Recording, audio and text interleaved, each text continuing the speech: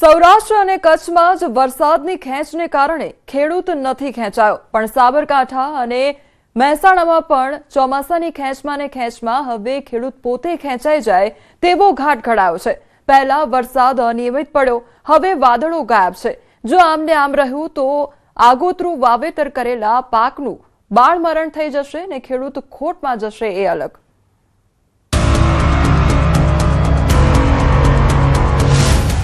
વરસાદની ઘટ, પાક પર સંકટ।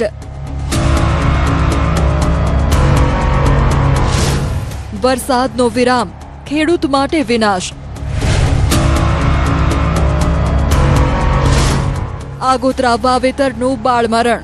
આ સિંચાઈની તકલીફના કારણે ડોળ જેવી સમસ્યાઓનો સામનો ખેડૂતોને કરવો પડ્યો છે અને એના કારણે ડોળમાં ગમે તેટલી દવા કરીએ તેમ છતાં પણ વરસાદ વધારે નથી, એના કારણે ડોળ ઉપર આવી જાય છે। સાચી તો વાત છે, જો મેઘરાજા હેત ન વરસાવે તો બધું બગડી જાય। પાણી વગર પાક મરી જાય, લીલા પાન પીળા પડી જાય ને જમીનમાં સુકારો આવી જાય ને આટલી બરબાદી બાદ મેઘરાજા હેત વરસાવે તે શું કામનું?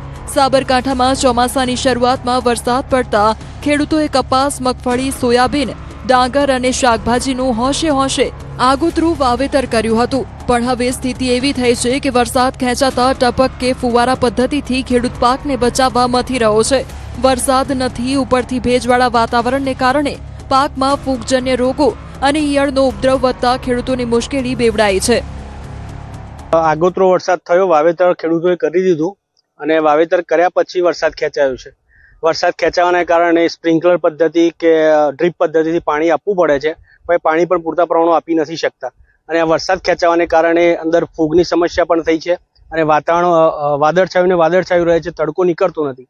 એના પરિણામે પણ સફેદ ફૂગનો ઉપદ્રવ બહુ છે અને અમુક જગ્યાએ મગફળીમાં એવા ટાળા પડી જાય છે કે જેમાં કોઈ રોગ જ દેખાતો નથી અને મગફળી એમને જતી રહે છે અને આવી પોઝિશન જો રહેશે તો મગફળીમાં ઉત્પાદન ઘટવાની પણ શક્યતા છે। જો આંકડાકીય નજર કરીએ તો સાબરકાંઠા જિલ્લામાં સરેરાશ 23.17 ઇંચ વરસાદ સામે અત્યાર સુધી માત્ર 16.10 ઇંચ જ વરસાદ નોંધાયો છે, એટલે કે સીધી 31.95% જેટલી વરસાદની ઘટ છે। જિલ્લામાં કુલ 2,19,000 હેક્ટરમાં વાવેતર થયું છે, જેમાં મગફળીનું 82,632 હેક્ટર, કપાસનું 53,925 હેક્ટર અને સોયાબીનનું 19,644 હેક્ટરમાં વાવેતર સામેલ છે। ખેડૂતો હવે આ વાવેતરનું બાળમરણ ન થાય તે માટે ટપક કે ફુવારા પદ્ધતિથી સિંચાઈ કરી રહ્યા છે। ખેતીવાડી વિભાગ દ્વારા પાકમાં કોઈપણ પ્રકારની દવા કે જંતુનાશકનો બિનજરૂરી ઉપયોગ ન કરવા સલાહ આપવામાં આવી છે।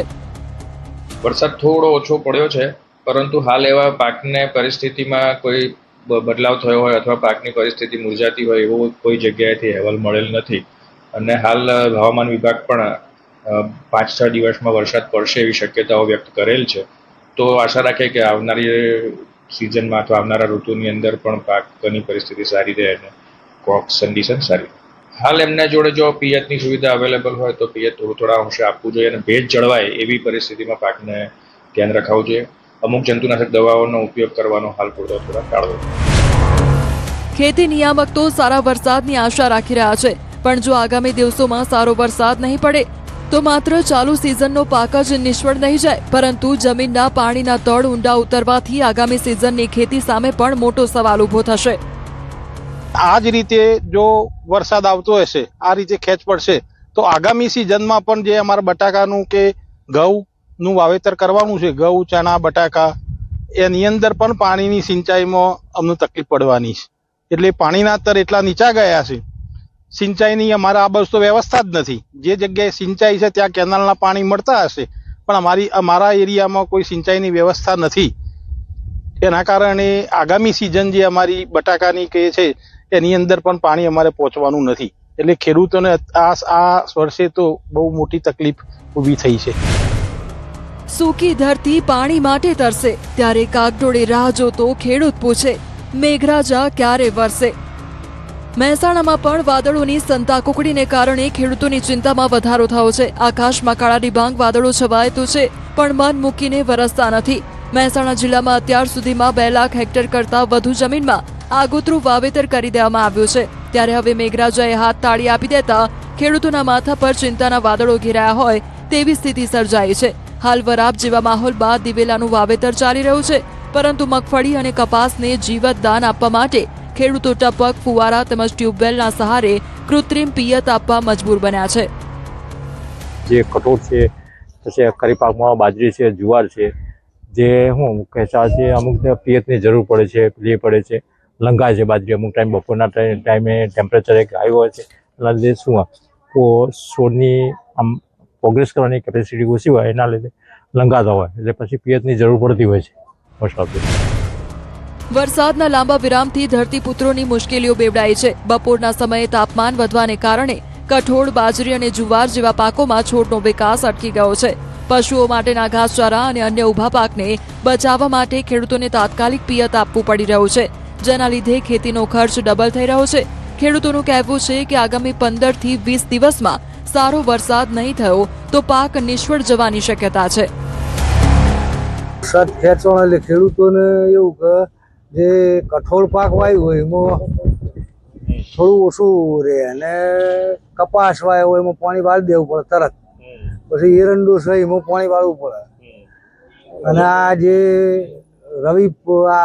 ખેડૂતમાં જે આ પશુ માટે પાક તૈયાર વાવ્યો હોય, કોઈ પાયનિયર ઘાસ છે, બાજરી છે, લસકો છે, એવું બધું એમાં પાણી વાળી દેવું પડે તરત. એટલે ખર્ચો વધી જશે કે અત્યારે ખર્ચો વધી જાય, ખેડૂતનો ખર્ચો ડબલ થાય. વરસાદ ખેંચાય એટલે કોઈ પણ ખેડૂતનો ખર્ચો ડબલ થાય અને પાકમાં નુકસાન પડે. મહેસાણામાં 38% વરસાદની ઘટ.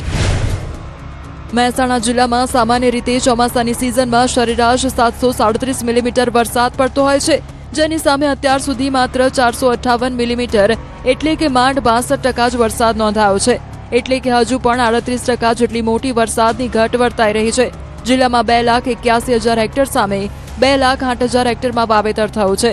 કુદરત સામે લાચાર બનેલા ખેડૂતોની નજર હવે માત્ર અને માત્ર મેઘરાજા પર ટકેલી છે. આગામી સમયમાં સારો વરસાદ થશે તેવી આશા પણ સેવાઈ રહી છે. વાવેતરની વાત કરીએ તો મહેસાણા જિલ્લામાં મુખ્યત્વે દિવેલા, બીટી કપાસ, મગફળી અને કઠોળ પાકોનું વાવેતર થતું હોય છે. એવરેજ વાવેતરની જો વાત કરીએ તો 2,81,000 જેટલા હેક્ટર વિસ્તારમાં વાવેતર થતું હોય છે. એની સામે અત્યાર સુધીમાં 2,08,000 જેટલા હેક્ટર વિસ્તાર વાવેતર પૂર્ણ થયેલ છે, અને અત્યારે વરાપ પર નીકળેલી હોય ખેડૂતો દિવેલાનું વાવેતર કરી રહ્યા છે. અત્યારે મગફળી અને કપાસ જેવા પાકોમાં વરસાદની ખેંચ હોય તેવા વિસ્તારમાં ખેડૂતો આંશિક રૂપે ડ્રીપ ઇરિગેશન અથવા તો ફુવારાથી અથવા તો ટ્યુબવેલથી ક્યાંક જરૂરિયાત પડે એવા સંજોગોમાં પિયત પણ આપી રહ્યા છે. એટલે ઓવરઓલ જોઈએ તો જિલ્લામાં વરસાદની અત્યારે જરૂરિયાત ગણી શકાય. ચાલુ વર્ષે ધરોઈ ડેમ અડધો અડધ ખાલી. વરસાદ ખેંચાતા મહેસાણા જિલ્લાની મહત્વની અને એકમાત્ર ધરોઈ જળાશય યોજના પર આ વર્ષે પાણીનું મોટું સંકટ તોડાઈ રહ્યું છે. ચાલુ સાલે રાજસ્થાનમાં વરસાદ ઓછો થવાને કારણે ધરોઈ ડેમમાં પાણીની આવક નહિવત રહી છે, જેના લીધે ડેમ હાલમાં માત્ર 52% જ ભરાયો છે. ધરોઈ ડેમમાં પાણીની કોઈ જ નવી આવક નોંધાઈ રહી નથી. હાલ ડેમમાં માત્ર 52.22% જ પાણીનો જથ્થો બચ્યો છે અને જળ સપાટી 607.62 ફૂટ પર પહોંચી છે. ગત વર્ષે આ જ સમયે ધરોઈ ડેમ 100% ભરાઈને છલકાઈ ગયો હતો, જ્યારે આ વર્ષે અડધો ડેમ ખાલીખમ છે. ડેમમાં પાણીનો જથ્થો ઓછો હોવાથી આગામી દિવસોમાં મહેસાણા, પાટણ, બનાસકાંઠા અને સાબરકાંઠા જિલ્લાના ખેડૂતોને સિંચાઈ માટે પાણી મળવું ખૂબ જ મુશ્કેલ બનશે. જો કે રાહતના સમાચાર એ છે કે સત્તાવાળાઓના મતે આગામી વર્ષ માટે પીવાના પાણીનો પૂરતો જથ્થો અનામત રહેશે, પરંતુ ખેતી માટે હવે મેઘરાજાની કૃપા જ એકમાત્ર ભરોસો છે. ધરોઈ ડેમની અંદર જો આ ચોમાસાની આપણે વાત કરીએ તો પાણીની આવક અત્યારે 300 થી 400 ક્યુસેક પાણીની આવક થઈ રહી છે, અને આજની સ્થિતિએ ધરોઈ ડેમ 52% 52% ભરાયો છે. અને જો વાત કરીએ તો હાલ વધુ આવક થઈ રહી નથી. પીવાના પાણી માટે કોઈ તકલીફ પડશે નહીં આજની સ્થિતિએ જો આપણે વાત કરીએ કે જે 52% ડેમ ભરાયો છે એ મુજબ, પરંતુ હવે જો અન્ય વરસાદ જો ના આવી શકે તો સિંચાઈનું પાણી આપણે ડેમમાં આવક ના થાય તો સિંચાઈના આવક માટે તકલીફ પડી શકે. રાજ્યમાં કેમ ઘટ્યું વરસાદનું જોર? વરસાદનો નવો રાઉન્ડ ક્યારથી? આપણે જોયું કે વરસાદના વિરામને કારણે ખેડૂત મુશ્કેલીમાં મુકાયો છે. ખેડૂતના મનમાં એક સવાલ ઉઠી રહ્યો છે કે ફરી મેઘરાજા મન મૂકીને ક્યારે વરસશે? છેલ્લા 2 અઠવાડિયાનું અનુમાન જોઈએ તો ખેડૂતો માટે ચિંતાજનક સમાચાર છે. હવે નબળું રહી શકે છે વરસાદનું જોર. હવામાન વિભાગે જે આ ચાર્ટ જાહેર કર્યો છે તેનાથી ખેડૂતોની ચિંતા વધી છે. ખૂબ સારા વરસાદની સંભાવના ખૂબ ઓછી છે. માત્ર સામાન્યથી ઓછા વરસાદના જ એંધાણ છે. હવામાન આગાહીકાર અથર્યા શેટ્ટી પણ આગાહી કરી રહ્યા છે કે ભારે વરસાદની સંભાવના હવે નથી. છૂટો છવાયો વરસાદ પડી શકે છે. अभी ऐसा लग रहा है कि कम से कम अगले 1 हफ्ते के लिए तो ऐसी कोई खास बारिश की राउंड नहीं नजर आ रही है, लेकिन 25-26 अगस्त के बाद में धीरे धीरे हम फिर से एक और बार बारिश में बढ़ोतरी की संभावना लग रही है, ऐसा मुझे दिख रहा है. लेकिन अभी ये फिलहाल फिर भी मैं बता दूं कि एकदम एक कोई भारी राउंड या कोई बाढ़ वाला राउंड नहीं लग रहा है, लेकिन फिर भी जो अभी पूरी तरह से बारिश लगभग बंद है उससे थोड़ी बेहतर अभी बारिश की शुरुआत हम 25-26 अगस्त के बाद में उम्मीद रख सकते हैं. लेकिन फिर भी इसकी जो मुख्यता है और जो इसकी आशंका वही बनी है कि जो एल नीनो है उसका क्योंकि प्रभाव अभी बढ़ते जा रहा है, जिसके कारण अभी फिर से एक बार बारिश बंद हुई है, तो उसका कितना असर रहेगा और क्या जो पॉजिटिव आईओडी है वो क्या इसको टक्कर दे पाएगा. કેમ વરસાદ થઈ ગયો ગાયબ? બંગાળની ખાડીમાં હાલ કોઈ મજબૂત સિસ્ટમ નથી. જે સિસ્ટમ બને છે તે ગુજરાત સુધી પહોંચી નથી શકતી. અથર્યા શેટ્ટી માની રહ્યા છે એલ નીનોની અસર ચોમાસા પર વર્તાવા માંડી છે, જેના કારણે મેઘરાજા ગાયબ થઈ ગયા છે. पश्चिम दिशा से पूरे पश्चिम भारत की ओर इनकी वजह से एक ब्लॉक बन जाता है. ब्लॉक यानी कि वो कोई भी अगर लो प्रेशर सिस्टम हो बंगाल की खाड़ी से, जैसे हमने पिछले 2-3 हफ्ते में देखा है, लगातार कमजोर लो या एक आध डिप्रेशन भी बना हुआ है, लेकिन वो पूर्वी मध्य प्रदेश तक ही जाता है और फिर उधर ही रुक जाता है. इसका कारण यही है कि क्योंकि ओवरऑल अगर हम देखें तो मानसून पर एल नीनो का प्रभाव है, और इसी के साथ में जब अभी मैडन जूलियन ऑसिलेशन एमजेओ जो है वो भी प्रतिकूल है पूरी तरह से. तो जब पूरे जो लार्ज स्केल जब फैक्टर प्रतिकूल होते हैं तो फिर जो बंगाल की खाड़ी की सिस्टम है उनको सपोर्ट नहीं रहती और उतनी ताकत नहीं रहती कि पूरी तरह पश्चिम की तरफ आए, गुजरात की तरफ आए. और जो उसके साथ में जब ये सूखी हवा भी बनी रहती है तो फिर एक ब्लॉक बन जाता है. तो ब्लॉक एक बार बन गया तो उसको टक्कर देने के लिए या तो पूरे मॉनसून सिस्टम का सपोर्ट चाहिए या फिर कोई एकदम बहुत ही मजबूत डिप्रेशन या डीप डिप्रेशन बंगाल की खाड़ी से जरूरत है, जो अभी हमने देखा.